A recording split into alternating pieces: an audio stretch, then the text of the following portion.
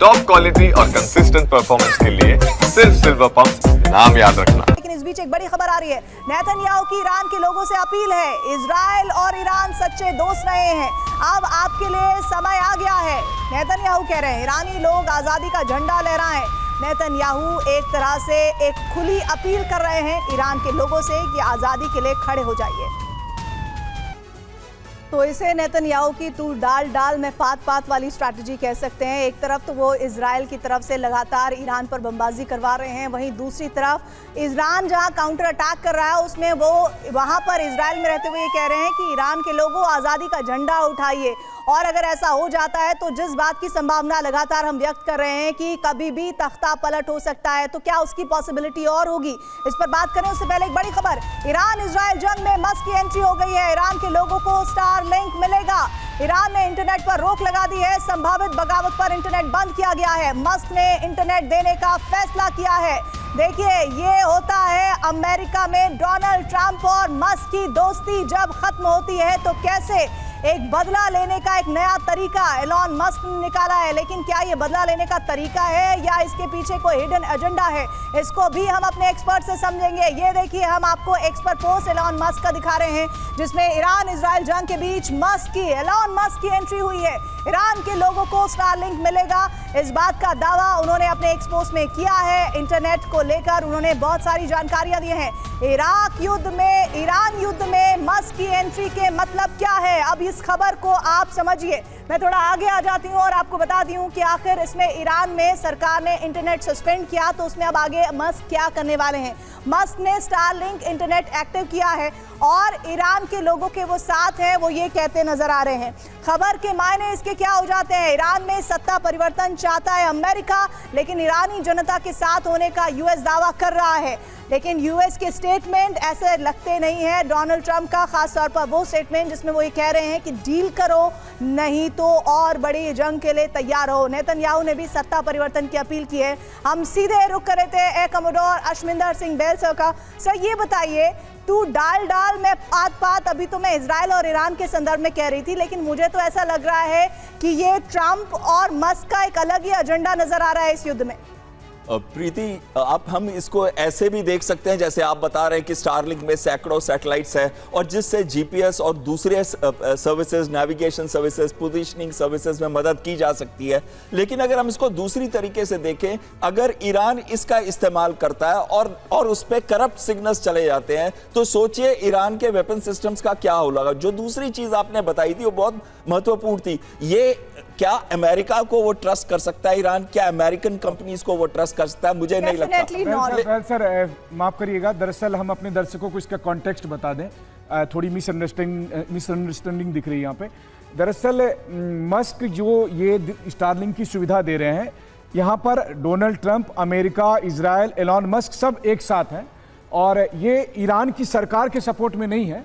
यही तो पॉइंट है, यही मनीष, हम यही तो कह रहे हैं। और मैं आपसे चाहूंगी कि आप कंटिन्यू करें ये बात कि जहां हम अभी तक देख रहे थे कि एलॉन मस्क और डोनाल्ड ट्रंप के बीच जबरदस्त झगड़ा है और जिस तरह की राइवलरी हमने देखी पोस्ट के जरिए वो हम सब वाकिफ हैं। ऐसे में एलॉन मस्क की एंट्री, मनीष, क्या बता रही है ईरान के लिए ये फायदे का सौदा है या फिर कुछ और है इसके पीछे हिडन एजेंडा? देखिए, ये ईरान में सत्ता पलटने की जो कवायद होने वाली है उसका एक स्टेप है। क्योंकि आप सोचिए कि अभी ईरान की सरकार ने क्या किया है, क्योंकि अभी युद्ध हो रहा है और ईरान की सरकार नहीं चाहती है कि ईरान की जनता को पता चले कि ईरान का कितना नुकसान हो रहा है, ईरान के मिलिट्री साइट्स पे कहां कहां अटैक हो रहे हैं, ईरान कितना कमजोर हो गया। क्योंकि जिस दिन ईरान की जनता को पता चल जाएगा कि ईरान के सुप्रीम लीडर और आईआरजीसी कमजोर हो चुकी है और वो अब बहुत ज्यादा दबाव नहीं डाल सकती है, उस दिन बगावत हो जाएगी। और इसीलिए उन्होंने इंटरनेट बंद करने का फैसला किया था। लेकिन एलॉन मस्क स्टारलिंक के जरिए ईरान की जनता तक इंटरनेट पहुंचा रहे हैं ताकि उनको एक एक अपडेट मिले और फिर जिस वक्त जरूरत पड़ेगी वो जनता सड़क पर आ जाए और वहां पर बगावत हो जाए। लड़ाई दिख रही है एलॉन मस्क और डोनाल्ड ट्रंप की, ये ऊपरी ऊपरी है, अंदर से दोस्ती वाली है। अशमिंदर सर, अपनी बात पूरी करिए। जी, मैं सबसे पहले कहूंगा कि जो डिस्टेंस है ईरान का और इजराइल का 2000 किलोमीटर का है, यानी कि ये ग्राउंड युद्ध तो हो ही नहीं सकता। तो विकल्प क्या है इजराइल के पास? आज हम बात कर रहे थे उनके एम्बेसडर के साथ भी, तो यस, तख्ता पलट की बात होती है, लेकिन क्या तख्ता पलट इतना आसान है वहां पे करने का? और दूसरी चीज आती है कि तख्ता पलट मिनट के लिए लोगों का रेवोल्यूशनरी तरीके से उठना, तो उन्होंने एक बहुत महत्वपूर्ण बात करी थी। उन्होंने कहा था कि जब तक कोई ऑल्टरनेटिव लीडर सामने नहीं आएगा ईरान के अंदर, जो कि इतने सालों की रिलीजियस बेस्ड गवर्नमेंट को हिला सके, तब तक तख्ता पलट होना इतना आसान नहीं है। और वो ऑल्टरनेटिव की बात कर रहे थे, और ये बहुत ही इंपॉर्टेंट हो जाता है। आखिरी चीज मैं कहना चाहता हूं इसके ऊपर, and state.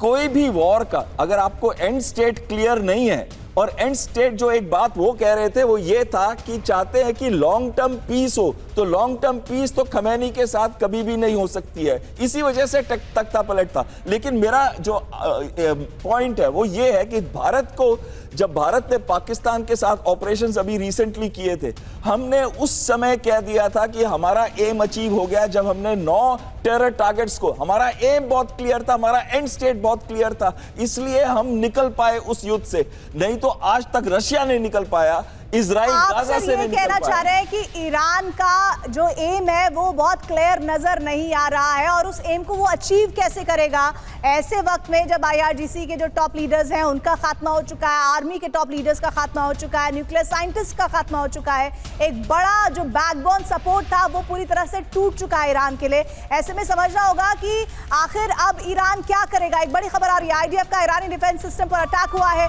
Air defence system Tor M1 तबाह किया गया है। इजराइल ने क्रूज मिसाइल से एयर डिफेंस सिस्टम तबाह किया है।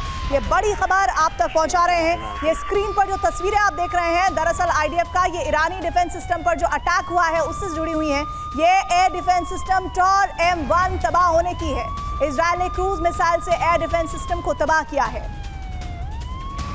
Big breaking news war zone से एक और आ रही है, आप तक पहुंचा देते हैं। ईरान के शिराज में धमाके की आवाज सुनाई दी है। ईरान के शिराज इलाके में धमाके की जानकारी सामने आई है, ये हम आप तक पहुंचा देते हैं। ये देखिए, वॉर जोन से लेटेस्ट ब्रेकिंग न्यूज इस वक्त आपके सामने है। ईरान के शिराज में धमाके की आवाज सुनाई दी है, और बहुत जोरदार ये आवाज सुनाई दी है, जिसका विजुअल भी थोड़ी देर में जैसे ही आता है हम आप तक पहुंचाएंगे। लेकिन वॉर जोन की सबसे बड़ी खबर, ईरान के शिराज इलाके में बहुत जबरदस्त धमाका हुआ है।